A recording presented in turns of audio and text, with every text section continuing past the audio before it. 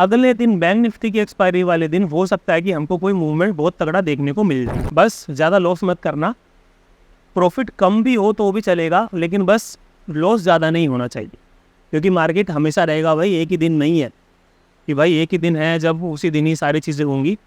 नहीं, अपने आप को चिल रखो। इस इलेक्शन के बाद अगर तुम अगले इलेक्शन तक भी टिक गए मार्केट में तो तुम ट्रेडर अपने आप बन जाओ।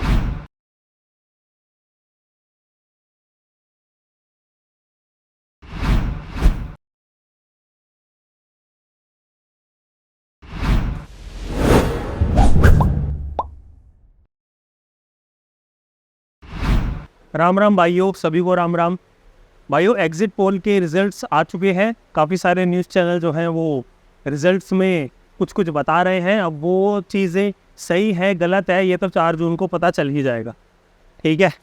अब आते हैं मुद्दे पर कि भाई 4 जून को जो रिज़ल्ट आने वाला है इलेक्शन का, इतने बड़े घमासान के बाद जो रिज़ल्ट आने वाला है, तो जो ऊँट है वो किस तरफ बैठेगा, कॉल की तरफ बैठेगा या पुट की तरफ बैठेगा। इस चीज़ के बारे में आज हम डिस्कस करने वाले हैं कि भाई 4 जून को जो रिज़ल्ट आएंगे उस दिन पर मेरी स्ट्रेटजी क्या होने वाली है, रिज़ल्ट डे को मैं कैसे प्ले आउट करने वाला हूँ, उस दिन मैं कैसे ट्रेडिंग करने वाला हूँ, क्या क्या सिनेरियो बनेंगे, और अगर वैसे सिनेरियो बने तो मैं उस पर क्या एक्शन लेने वाला हूँ। आज का टॉपिक है ये। अब मेरे भाई, अभी इलेक्शन का जो रिज़ल्ट का जो दिन है वो पास आने वाला है, तो काफ़ी एक्साइटेड होंगे काफ़ी सारे लोग। यार देखो, जा अपनी इस एक्साइटमेंट में ये मत सोचने लग जाना कि भाई बस एक ही दिन है स्टॉक मार्केट में पैसे कमाने के लिए। 4 जून ही एक ऐसा दिन है कि भैया उसी दिन ही मैं अपने 1 लाख रुपए के 1 करोड़ रुपए बना लूँ। सिर्फ 4 जून ही ऐसा समय नहीं है जब आप स्टॉक मार्केट से 1 लाख के 1 करोड़ रुपए बनाओ। भाइयों देखो, धीरे धीरे चलोगे तो लंबा चलोगे, और एकदम से भागने की कोशिश करोगे तो मुँह के बल गिरोगे। ये मेरी लाइन है, इसको याद रख लेना। 4 जून को कभी भी आपको ऐसा लगे कि भाई अब वो मौका आ गया है कि 1 लाख रुपए के अब मेरे 1 करोड़ रुपए बन सकता है, या 50 लाख रुपए में बना सकता हूँ 1 लाख रुपए के, तो भाई उस दिन थोड़ा थम जाना, उतना ही रिस्क लेना जितना तुम उसको झेल सको, ठीक है। फालतू में उड़ते हुए तीर मत मार लेना, कहीं जो बचे कुचे पैसे हैं वो भी ना चले जाए, क्योंकि ऐसे इवेंट वाले दिन पर मैनिपुलेशन बहुत ज़्यादा होता है मार्केट में। जो बड़े प्लेयर्स होते हैं, इंस्टीट्यूशंस होते हैं, वो आम दिनों पर इतना अप डाउन नहीं करते हैं, लेकिन जिस दिन ऐसा कोई इवेंट वाला दिन होता है उस दिन उनके पास लगभग मान लो खुली छूट है कि भाई इवेंट था, इस वजह से मार्केट 1000 पॉइंट ऊपर चला गया, फिर 2000 पॉइंट नीचे आ गया एक सिंगल डे में। क्यों आ गया? क्योंकि भाई इवेंट का दिन था, तो उनके पास बहाना होता है ये वाला कि भाई इवेंट का दिन है तो मार्केट को कैसे भी अपनी उंगलियों पर नचा लो।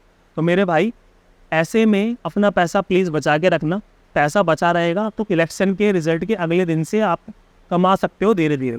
और जहाँ तक मेरे को लग रहा है कि भाई इतना एक्साइटमेंट हो चुका है लोगों में मार्केट को लेकर कि भाई 4 जून को तो ये होगा वो होगा फलाना ढिमाका। मेरे को ऐसा लग रहा है कि होता है ना कि भाई एक माहौल बना दिया जाता है कि देखो शेयर आया शेयर आया शेयर आया शेयर आया, और सब लोग डर के बैठे हैं कि भाई शेयर आया शेयर आया शेयर आया शेयर आया। लेकिन जब एक्चुअल में देखा जाता है कि भाई क्या आया, तो निकलता है चूहा। समझिए मैं क्या कहना चाह रहा हूँ? मैं कहना चाह रहा हूँ कि भाई ऐसा हो सकता है कि इलेक्शन रिजल्ट वाले दिन मार्केट साइडवेज हो जाए, और फिर नेक्स्ट डे कौन है, 5 जून को निफ्टी बैंक की एक्सपायरी है, या कह लो बैंक निफ्टी की एक्सपायरी है, उस दिन हमको मूवमेंट देखने को मिले। क्योंकि काफ़ी न्यूज़ हो चुकी है, काफ़ी रीलें बन चुकी है कि भैया कॉल भी बाय कर लूँगा, पुट भी बाय कर लूँगा, 1 0 हो जाएगा, 1 हीरो हो जाएगा, ये हो जाएगा। तो मेरे को ऐसा लग रहा है कहीं ना कहीं कि भाई मार्केट फाइनेंस निफ्टी के टाइम पे साइडवेज ना हो जाए और दोनों तरफ के प्रीमियम हमारे ज़ीरो ना हो जाए। मेरे को ऐसा भी लग रहा है कि भाई अगले दिन बुधवार को बैंक निफ्टी की एक्सपायरी वाले दिन तो एक मूवमेंट आएगा जहाँ पर लोगों का पैसा बन सकता है। फाइनेंस निफ्टी की एक्सपायरी वाले दिन हो सकता है मार्केट साइडवेज भी हो जाए। तो ये भी मेरे एनालिसिस का एक पार्ट है, ठीक है। तो अब मैं क्या करने वाला हूँ, क्या होगा क्या नहीं होगा। और यार देखो, ये वाली जो चीज़ मैं आपको बता रहा हूँ ये मैं सिर्फ अपने लिए ही करने वाला हूँ। मेरी ये वाली चीज़ें देखकर आप मत ट्रेड कर लेना। मैं बस एक नज़रिया अपना शेयर कर रहा हूँ सोशल मीडिया पर कि अगर ऐसा ऐसा सिनेरियो हुआ तो मैं ऐसी ऐसी चीज़ें करूँ, ठीक है। ये कोई मैं आपको कोल्ड टिप प्रोवाइड नहीं करा रहा कि 4 जून को आप भी ऐसा कर लेना, ये बात ध्यान रखना। चलो भाई, स्टार्ट रिकॉर्डिंग। Recording start. अब हम आते हैं सबसे पहले कि भाई 2019 को क्या गेम हुई। प्रीवियस डाटा को बिना एनालाइज करे हुए इस वाले इलेक्शन जब रिजल्ट आएगा इस दिन को ट्रेड करना काफ़ी कठिन हो सकता है। तो भाइयों ये वाला है बैंक निफ्टी का चार्ट, ठीक, ये वाला है बैंक निफ्टी का चार्ट, ठीक है। बैंक निफ्टी का चार्ट तो है, एक सेकंड में इसको सीधा लिखता हूँ, ठीक, ये वाला है बैंक निफ्टी का चार्ट, ओके। कब का चार्ट है ये भाई? 23 मई 2019 का ये चार्ट है बैंक निफ्टी का, ठीक, ये लिखा हुआ इधर, ओके। ये वाला है हमारा निफ्टी 50 का चार्ट, वही 23 मई का चार्ट है ये 2019, जिस दिन रिजल्ट घोषित हुए थे। ये है हमारा फिन निफ्टी का चार्ट, फिन निफ्टी का चार्ट वही 2019 का 23 मई का चार्ट है ये भी। और ये हमारा है सेंसेक्स का चार्ट, वही 2019 रिजल्ट डे जिस दिन घोषित हुए थे, ठीक। तो ये हो गया एक bank Nifty, Nifty 50, finance Nifty और सेंसेक्स। ये 4 चार्ट मैंने आपके सामने अभी ओपन करके रखे हुए हैं, ठीक है मेरे भाई। तो इन चार्ट्स में हमको क्या देखने को मिल रहा है? सेम वही, मार्केट गैप अप हुआ, ऊपर जाके नीचे गिरा, ठीक, बैंक निफ्टी में, ओके जी। अब निफ्टी 50 में मार्केट गैप अप ओपन होता है, ऊपर जाके नीचे गिरता है, ये हमारा होता है निफ्टी 50 में, ओके जी। मार्केट ओपन गैप अप होता है, ऊपर जाके नीचे गिरता है, ये हमारा होता है फाइनेंस निफ्टी में, ठीक है भाई। अब सेंसेक्स में मार्केट गैप अप ओपन होता है, ऊपर जाता है और फॉल करता है, ये हमारा होता है सेंसेक्स। तो 1 2 3 4 इन चारों चार्ट्स में हमको सेम चीज़ दिखाई देती है कि मार्केट ऊपर जाता है और नीचे गिरता है, ऊपर जाता है नीचे गिरता है, ऊपर जाता है नीचे गिरता है, ऊपर जाता है नीचे गिरता है। चारों चार्ट्स में एक ही चीज़ दिखाई दे रही है। अब मेरा प्लान क्या होगा भाइयों? देखो, चारों चार्ट्स के ऊपर मैं एनालिसिस नहीं करने वाला कि चारों चार्ट्स पे मैं क्या करूँगा। मेरा प्लान सीधा सा ये है कि उस दिन है फाइनेंस निफ्टी की एक्सपायरी, मतलब ये वाला जो बंदा है, ये वाला जो चार्ट है, ये मेरे लिए बहुत इंपॉर्टेंट चार्ट है, ठीक है, ये मेरे लिए वेरी इंपॉर्टेंट चार्ट है। तो मैं इसी के बेस पर ही अपना प्लान बनाने वाला हूँ। मैं सिर्फ फाइनेंस निफ्टी में ही ट्रेड करूँगा और उसी को लेकर ही मेरा प्लान होगा। तो फाइनेंस निफ्टी का चार्ट भाइयों ये है, ठीक, फाइनेंस निफ्टी का चार्ट ये है। मार्केट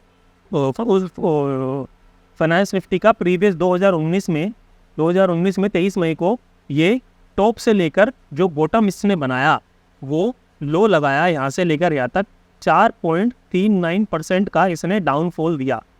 फिन निफ्टी की मैं यहाँ पर बात कर रहा हूँ और ये 5 मिनट का टाइम फ्रेम है, ठीक है मेरे भाई, इसने डाउनफॉल दिया। अब मैंने जितनी भी वीडियो बनाई हुई है इलेक्शन से रिलेटेड उनको जाके ज़रूर देखना मेरे भाई, क्योंकि उसमें आपको मैंने ऑप्शन चार्ट पर कैसे बिहेव हुआ था रिजल्ट वाले दिन 2019 में, वो मैंने स्टडी कर आपको डेटा एनालिसिस करके दिखाया हुआ है, ठीक। तो उसके बिहाफ पर मैं क्या करूँगा, उसके बिहाफ पर मैं ये करूँगा भाई, देखो कि पिछली बारी क्या गेम हुई थी। ये यहाँ पे आपको ऊपर जाते हुए तो दिख रहा है मार्केट, लेकिन एक्चुअल में ऑप्शन वाले चार्ट पर मार्केट नीचे की तरफ आया हुआ है, समझे। स्पॉट चार्ट पे ऊपर गया हुआ है लेकिन ऑप्शन वाले चार्ट पर मार्केट नीचे आया हुआ है। तो इससे हमें ये सीखने को मिलता है भाई कि 10:30 बजे से लेके 11 बजे के बीच में ही आपको मार्केट ओपन होगा। आपके लिए मीन्स मेरे लिए, मतलब मार्केट सुबह 9:15 पे तो ओपन होगा, लेकिन मैं 9:15 से लेकर 10:30 बजे तक अपना कंप्यूटर ऑन ही नहीं करूँगा। मेरे को देखना ही नहीं है कि भाई सुबह 9:15 से लेके ये अपना 10:30 बजे तक, ये 10:30 बजे तक मतलब यहाँ तक, ये इतने में मैं सुबह मार्केट ओपन अपना मॉनिटर करूँगा ही नहीं। मेरे को अपना कंप्यूटर खोलना ही नहीं है, मेरे लिए ये ट्रेडिंग है ही नहीं। मतलब मेरे लिए मार्केट जो खुलेगा 4 जून को, मेरे लिए मार्केट खुलेगा 10:30 बजे, ठीक है।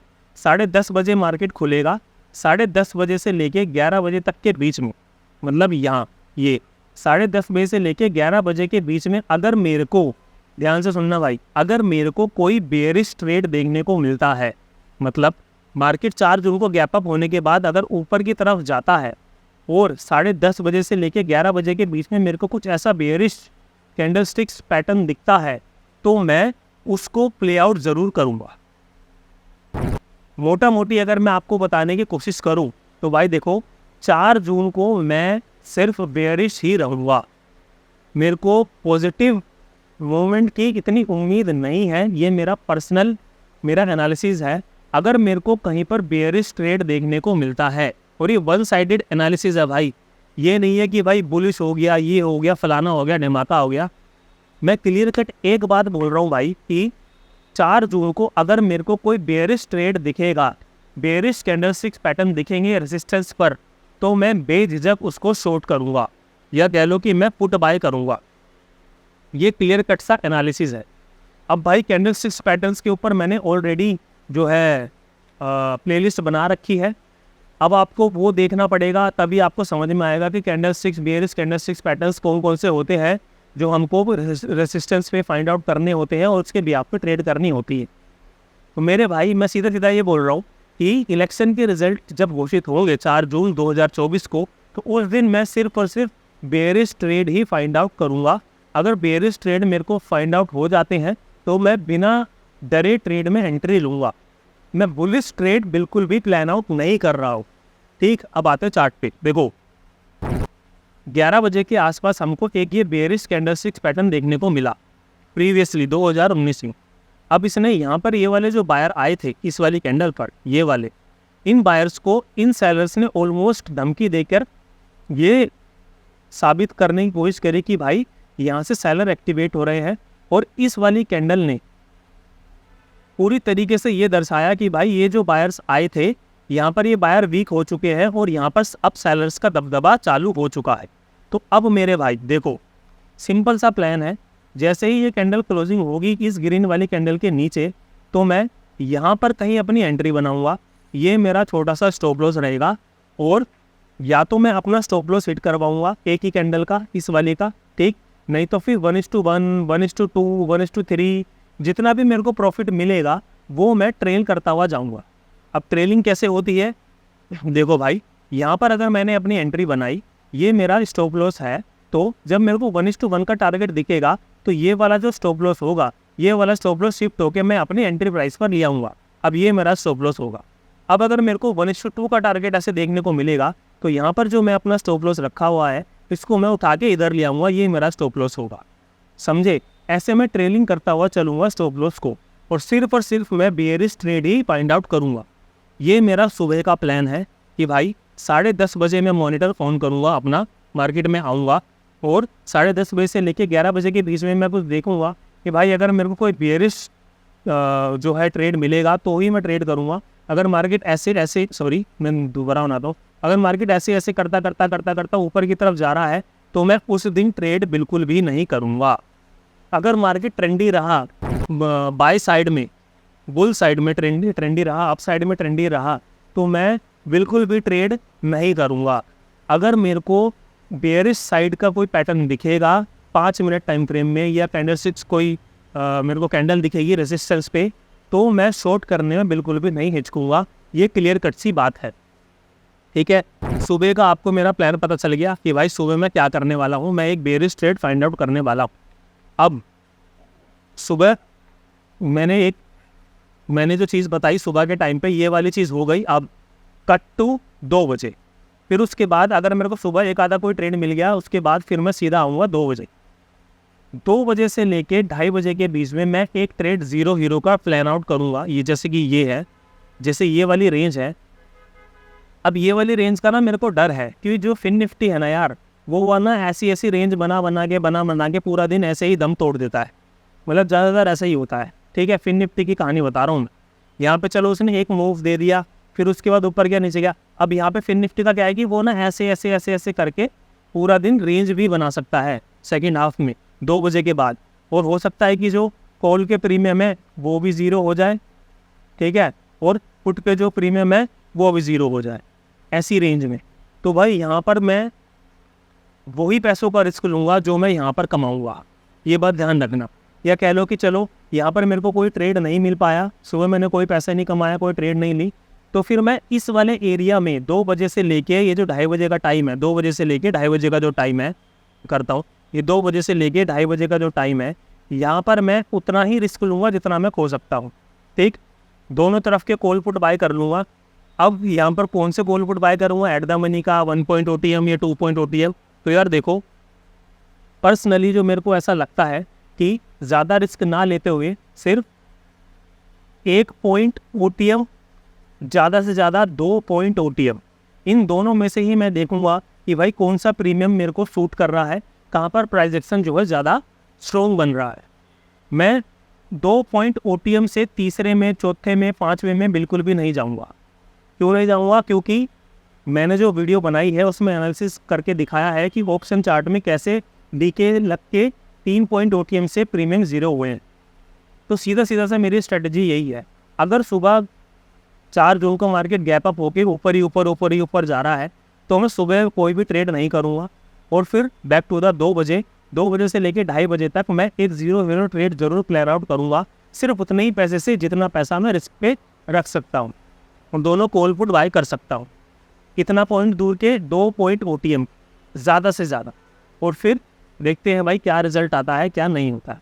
रिजल्ट आता है मीन्स पैसों का, प्रॉफिट का रिजल्ट। क्योंकि फिन निफ्टी पे ना मेरे को थोड़ा भरोसा नहीं रहता भाई, बहुत ज़्यादा साइडवेज रहता है, साइडवेज रह के ही ज़ीरो कर देता है पूरे प्रीमियम।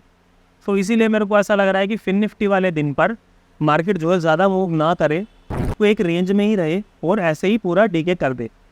अगले दिन बैंक निफ्टी की एक्सपायरी वाले दिन हो सकता है कि हमको कोई मूवमेंट बहुत तगड़ा देखने को मिल जाए, ऐसा मेरे को पर्सनली लग रहा है। मैं गलत भी हो सकता हूँ, ठीक है मेरे भाई। तो मोटा मोटी यही था यार इस वीडियो में कि मैं सुबह 10:30 बजे अपना मॉनिटर ऑन करूँगा, 10:30 बजे से लेकर 11 बजे तक, 11:30 बजे तक कोई एक आधी ट्रेड ढूंढूंगा, बेयरिश ट्रेड ढूंढूंगा। अगर मेरे को कोई बेयरिश पैटर्न दिख गया, कैंडल स्टिक्स वाला या छोटे टाइम फ्रेम में कोई पैटर्न दिख गया, तो मैं उसको प्ले आउट करूँगा। अदरवाइज सीधा मैं 2 बजे आऊँगा, 2 बजे से लेकर 2:30 बजे तक मैं एक 0 ट्रेड प्लान आउट करूँगा। अब 0 में प्रीमियम मेरे को कौन से खरीदने या नहीं खरीदने, वो मैंने इस वाली वीडियो में बता रखा है।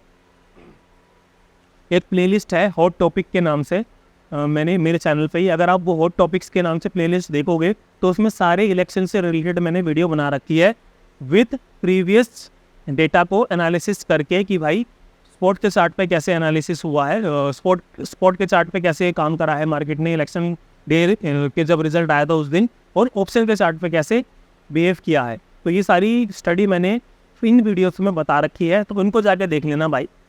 इस बिहाफ पे मैं 2 से 3 ट्रेड करने वाला हूँ जब रिजल्ट आएगा, और 1 साइडेड मेरा व्यू है कि भाई मैं पुट साइड में ही बैठा हुआ हूँ, या कह लो कि मेरे को लगता है कि इलेक्शन रिजल्ट जब घोषित होंगे तब मार्केट को एक करेक्शन देनी चाहिए उस दिन।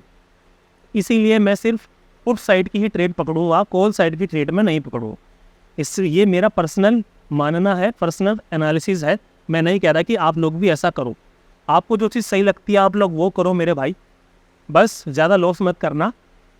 प्रॉफिट कम भी हो तो भी चलेगा, लेकिन बस लॉस ज़्यादा नहीं होना चाहिए, क्योंकि मार्केट हमेशा रहेगा भाई, एक ही दिन नहीं है कि भाई एक ही दिन है जब उसी दिन ही सारी चीज़ें होंगी। नहीं, अपने आप को चिल रखो। अगर आप बिल्कुल ही नए हो तो आराम से बैठ के देखो उस दिन क्या होता है, और नोट डाउन करने की कोशिश करो कि हाँ भाई उस दिन ऐसा हुआ था, तो अगले इलेक्शन पे मेरे पास एक्सपीरियंस रहेगा। ठीक है मेरे भाई, इस इलेक्शन के बाद अगर तुम अगले इलेक्शन तक भी टिक गए मार्केट में तो तुम ट्रेडर अपने आप बन जाओ। 2024 में इलेक्शन आ रहा है, 2029 तक अगर आप मार्केट में टिक भी गए ना तब भी आप ट्रेडर बन जाओ, समझे मेरे भाई। तो ये था मेरा एनालिसिस का वीडियो कि मैं क्या करने वाला हूँ। मैंने सारी चीज़ें अपनी आपके साथ शेयर कर दी। सब कुछ सही रहा तो मिलेंगे अपने नेक्स्ट वीडियो में, तब तक के लिए सभी को राम राम।